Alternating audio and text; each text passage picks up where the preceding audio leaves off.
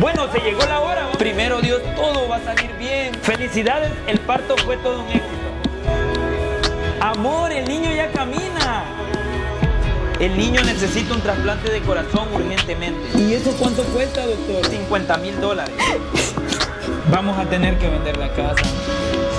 Doctor, aquí está el dinero para la operación. Quédense en la sala de espera que ahorita vamos a comenzar con la operación.